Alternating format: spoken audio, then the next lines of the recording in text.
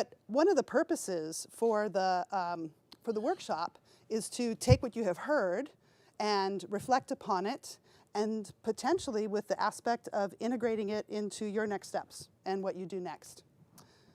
So, at the very entry level, what did you hear or learn today that would inspire you to pursue, or perhaps inspire you to avoid, a new funding source or partner, right? So if you thought of something new, a new way of funding the social work that you wish to do, what would be the pros and cons of pursuing that particular funding source?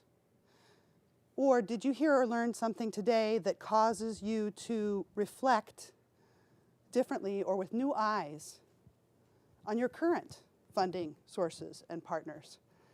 Perhaps you saw something about your current relationships differently today as a result of what you heard or shared with one another. So none of these are simple or easy questions. They seem so basic and straightforward, but this is not a mechanistic model, right? Every choice begets another series of choices. So there are pros and cons to any funding source or partnership or relationship.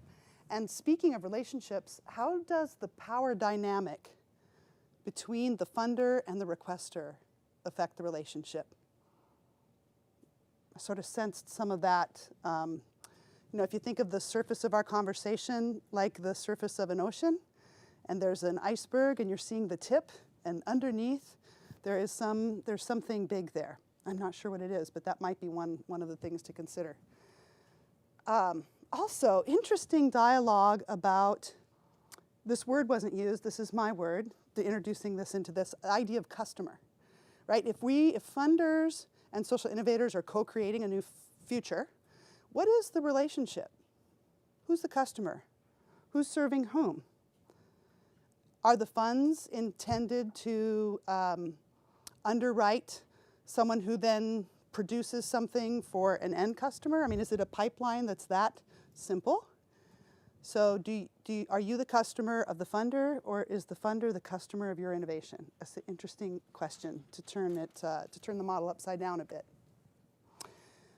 Another question that sort of seemed to be under the subtext of some of the dialogue, especially in the clamshell, about the potential risks. The risks. I think it was brought up when John talked about when you accept the money, what do you accept with the money? The implication there, whether it's explicit or implicit.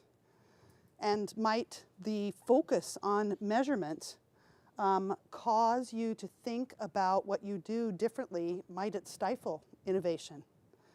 Or might there be an implication of compromising your integrity? And I don't mean like in a nefarious way. No, nobody who entered this room, everybody here is about goodness, social goodness. Nobody here is here to be the villain, and I encourage you not to be the victims.